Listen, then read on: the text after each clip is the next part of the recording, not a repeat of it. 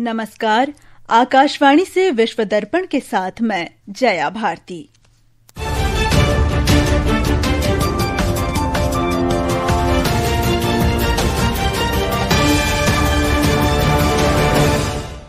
America के राष्ट्रपति Donald Trump ने 29 सितंबर को इजरायल के प्रधानमंत्री बेंजामिन नेतन्याहू को व्हाइट हाउस आमंत्रित किया। संयुक्त राष्ट्र महासचिव एंटोनियो गुतेरेश ने कहा, संयुक्त राष्ट्र सुरक्षा परिषद में सुधार महासभा में चर्चा का केंद्र बन गया है।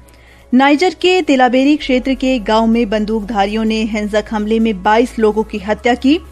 विश्व के कई नेताओं ने आज प्रधानमंत्री नरेंद्र मोदी को उनके 75वें जन्मदिन पर शुभकामनाएं दी और महिला क्रिकेट में भारत ने ऑस्ट्रेलिया को 102 रन से हराया। 3 मैचों की श्रृंखला 1-1 की बराबरी पर।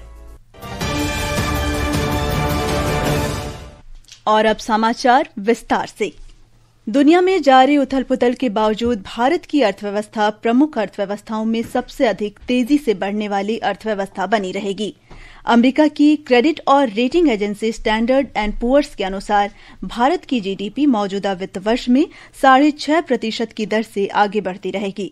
एजेंसी की रिपोर्ट में कहा गया है कि भारत के विकास प्रदर्शन में लचीलापन बना हुआ है। हालांकि भारी झटकों ने देश के समक्ष थोड़े समय के लिए चुनौतियां पैदा की हैं। भारत ने आर्थिक सुधारों, ढांचागत विकास और नीतिगत सुधारों को अपनाकर विकसित देशों के मुकाबले विकास की रफ्तार बनाए रखा है।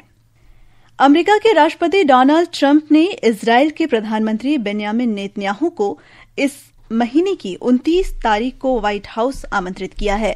नेतन्याहू ने यरूशलेम में एक संवाददाता सम्मेलन में राष्ट्रपति ट्रंप के निमंत्रण की घोषणा की। एक रिपोर्ट। प्रधानमंत्री बेंजामिन नेतन्याहू ने इजरायल के सेना से गाजा शहर में प्रवेश के दौरान बंधकों की सुरक्षा को लेकर हमास को चेतावनी भी दी। यह संवाददाता सम्मेलन इजरायल की अर्थव्यवस्था की स्थिति पर बुलाया गया था। नेतन्याहू ने इससे पहले कहा था कि देश को तेजी से आत्मनिर्भर बनाने की आवश्यकता होगी। हालांकि बाद में उन्होंने स्पष्टीकरण जारी करके कहा कि रक्षा क्षेत्र में आत्मनिर्भरता बढ़ाने की आवश्यकता है। देश अब आर्थिक प्रतिबंधों का सामना कर रहा है, जिसमें हथियारों की बिक्री भी शामिल है। इजरायल के प्रधानमंत्री का यह बयान ऐसे समय आया है जब इजरायल सेना ने गाजा शहर पर कब्जे के लिए बड़े पैमाने पर हमला किया है। विश्व दर्पण के लिए मैं अमीषा। संयुक्त राष्ट्र महासचिव एंटोनियो गुतेरेश ने कहा है कि संयुक्त राष्ट्र सुरक्षा परिषद में सुधार चर्चा का केंद्र बन गया है। श्री गुतेरेश ने कहा है कि परिषद की संरचना पुरानी हो चुकी है। उन्होंने अफ्रीका के स्थायी सीट की मांग को सुधारों की दिशा में एक महत्वपूर्ण कदम बताया। उन्होंने मानवाधिकार उल्लंघन के मामलों में वीटो शक्तियों को सीमित करने के प्रस्तावों का भी समर्थन किया। श्री गुटेरेश ने कहा कि विश्व में शांति और सुरक्षा सुनिश्चित करने के लिए संयुक्त राष्ट्र सुरक्षा परिषद में सुधार की आवश्यकता है। विदेश राज्य मंत्री पबित्रा मार्गरेटा कल पपुआ न्यू गिनी की आधिकारिक यात्रा पर पहुंचे। श्री मार्गरेटा ने पपुआ न्यू गिनी के 50वें स्वतंत्रता दिवस के अवसर पर प्रधानमंत्री जेम्स मारापे से मुलाकात कर भारत की ओर से हार्दिक शुभकामनाएं दी। विदेश मंत्रालय ने बताया कि राष्ट्रपति द्रौपदी मुर्मू ने पपुआ न्यू गिनी के गवर्नर जनरल सर बॉब बोफिंग दादा को एक पत्र के जरिए भारतीयों की ओर से हार्दिक शुभकामनाएं भेजी। इसके अलावा विदेश मंत्री डॉक्टर सुब्रमण्यम जयशंकर ने भी पपुआ न्यू गिनी के विदेश मंत्री जस्टिन तकाचेंको को स्वतंत्रता दिवस की शुभकामनाएं दी।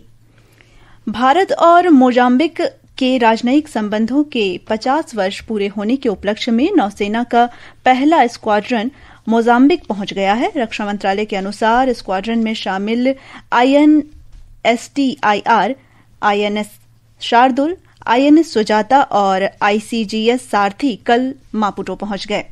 मंत्रालय ने बताया है कि 4 दिन की यात्रा के दौरान भारतीय स्क्वाड्रन मोजाम्बिक नौसेना के साथ विभिन्न संयुक्त प्रशिक्षण गतिविधियों में भाग लेगा। विश्व दर्पण समाचार आकाशवाणी से प्रसारित किए जा रहे हैं। ताजा समाचार जानने के लिए आप हमारे social media handle X @AIR News Hindi को फॉलो कर सकते हैं। विश्व दर्पण में आपका फिर स्वागत है। विश्व के कई नेताओं ने प्रधानमंत्री नरेंद्र मोदी को उनके 75वें जन्मदिन पर बधाई दी है। रूस के राष्ट्रपति व्लादिमीर पुतिन, इजरायल के प्रधानमंत्री बेंयामिन नेतन्याहू और ब्रिटेन के पूर्व प्रधानमंत्री ऋषि सुनक ने प्रधानमंत्री मोदी को जन्मदिन पर बधाई दी। प्रधानमंत्री ने अपने जन्मदिन पर विश्व के कई नेताओं को शुभकामनाएं देने के लिए आभार व्यक्त किया है। एक रिपोर्ट। सोशल मीडिया पोस्ट में श्री मोदी ने डोमिनिकन गणराज्य के प्रधानमंत्री रूजवेल्ट स्केरेट को उनकी शुभकामनाओं के लिए धन्यवाद दिया और दोनों देशों के बीच मजबूत मैत्री संबंधों की पुष्टि की। भूटान के प्रधानमंत्री शेरिंग तोब्गे की सराहना करते हुए श्री मोदी ने कहा कि वे भारत और भूटान के बीच विशेष साझेदारी को और मजबूत करने के लिए तत्पर हैं। प्रधानमंत्री मोदी ने ऑस्ट्रेलिया के प्रधानमंत्री एंथनी अल्बनीज को भी उनकी शुभकामनाओं के लिए धन्यवाद दिया। न्यूजीलैंड के प्रधानमंत्री क्रिस्टोफर लक्सन की शुभकामनाओं का जवाब देते हुए श्री मोदी ने कहा कि न्यूजीलैंड भारत की विकास यात्रा में महत्वपूर्ण भागीदार है। विश्व दर्पण के लिए वैष्णवी। श्री मोदी ने एक सोशल मीडिया पोस्ट में इटली की प्रधानमंत्री जॉर्जिया मेलोनी को उनके जन्मदिन की शुभकामनाओं के लिए धन्यवाद दिया। उन्होंने कहा कि वह इटली की मित्रता को बहुत महत्व देते हैं तथा द्विपक्षीय संबंधों को और मजबूत करने के लिए तत्पर हैं। इस बीच प्रधानमंत्री मोदी ने यूरोपीय संघ की अध्यक्ष उर्सुला वॉन डेर लेयन को भी उनकी जन्मदिन की शुभकामनाओं के लिए धन्यवाद दिया। प्रधानमंत्री मोदी ने यूक्रेन संघर्ष के शीघ्र और शांतिपूर्ण समाधान के लिए भारत और यूरोपीय संघ की प्रतिबद्धता भी व्यक्त की। उधर श्रीलंका में प्रधानमंत्री मोदी के जन्मदिन के अवसर पर कल विशेष प्रार्थनाएं आयोजित की गईं। कोलंबो में बोहरा समुदाय ने हुसैनी मस्जिद में प्रार्थना सभा आयोजित की। वहीं महाबोधि सोसाइटी के बौद्धिक भिक्षुओं ने प्रधानमंत्री मोदी के स्वास्थ्य के लिए प्रार्थना की। त्रिंकोमाली में स्थित तिरुकोनेश्वर मंदिर और कटारगामा में भी अनुष्ठान किए गए। दक्षिण कोरिया और अमेरिका कोरियाई प्रायद्वीप के परमाणु निरस्त्रीकरण पर सहमत हो गए हैं। दक्षिण कोरिया के राष्ट्रीय सुरक्षा सलाहकार वाई सुंग लाक ने आज कहा कि हमारा अंतिम लक्ष्य कोरियाई प्रायद्वीप का परमाणु निरस्त्रीकरण करना है। उत्तर कोरिया की सहमति या असहमति का इस लक्ष्य पर कोई प्रभाव नहीं पड़ेगा। सियोल में वाई सुंग लाक ने यह दोहराया कि उत्तर कोरिया के परमाणु निरस्त्रीकरण के लिए सबसे पहले उत्तर कोरिया के परमाणु और मिसाइल कार्यक्रमों को रोकना जरूरी है। नाइजर के तिलाबेरी क्षेत्र में कल बंदूकधारियों ने एक हिंसक हमले में 22 लोगों की हत्या कर दी। मीडिया रिपोर्ट्स के अनुसार 15 लोगों को एक बपतिस्मा समारोह में भाग लेते समय गोली मार दी गई। हमलावरों के आगे बढ़ने पर आसपास के इलाकों में 7 और लोगों की मौत हो गई। मानवाधिकार समूहों का कहना है कि मार्च से जिहादी हिंसा में वृद्धि हुई है, जिसमें 127 से ज्यादा ग्रामीण और श्रद्धालु मारे गए हैं। दर्जनों घरों को लूटा और जला दिया गया है। जनरल अब्दुर्रहमान चियानी के तख्तापलट के बाद नाइजर 2023 से सैन्य शासन के अधीन है। पाकिस्तान के उप प्रधानमंत्री इसहाक डार ने कहा है कि भारत ने द्विपक्षीय मुद्दों पर किसी तीसरे पक्ष की मध्यस्थता को अस्वीकार कर दिया है।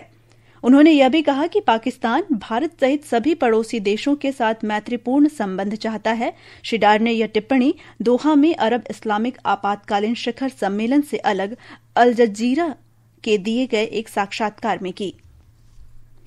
नेपाल में 8 और 9 सितंबर को युवा प्रदर्शनकारियों द्वारा आगजनी और तोड़फोड़ की घटनाओं में कर्णाली प्रांत में कुल 19 सरकारी और निजी इमारतें पूरी तरह नष्ट हो गई। कर्णाली प्रांत पुलिस कार्यालय के उप महानिरीक्षक माधव प्रसाद श्रेष्ठ ने बताया कि इनमें कई सरकारी भवन और कार्यालय शामिल हैं। न्यू चंडीगढ़ में भारत की महिला टीम ने दूसरा एकदिवसीय अंतर्राष्ट्रीय क्रिकेट मैच 102 रन से जीत लिया है। भारत के 293 रन के लक्ष्य का पीछा करते हुए ऑस्ट्रेलियाई टीम 190 रन पर ही सिमट गई। 3 मैचों की श्रृंखला अब 1-1 की बराबरी पर है। उधर टोक्यो में विश्व एथलेटिक्स चैंपियनशिप में मौजूदा चैंपियन नीरज चोपड़ा ने पहले ही प्रयास में 84.85 मीटर के थ्रो के साथ फाइनल के लिए क्वालीफाई कर लिया है। क्वालिफिकेशन के लिए 84.5 मीटर का आंकड़ा पार करना था। फाइनल मुकाबला कल खेला जाएगा। अंत में मुख्य समाचार एक बार फिर। वैश्विक चुनौतियों के बावजूद भारत की अर्थव्यवस्था प्रमुख अर्थव्यवस्थाओं में सबसे तेजी से बढ़ती रहेगी। विश्व के कई नेताओं ने आज प्रधानमंत्री नरेंद्र मोदी को उनके 75वें जन्मदिन पर शुभकामनाएं दी।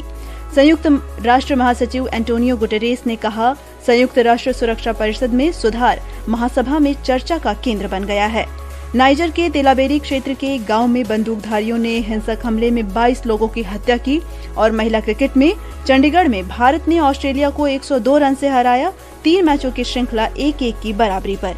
इसके साथ ही विश्व दर्पण का ये अंक समाप्त हुआ। नमस्कार।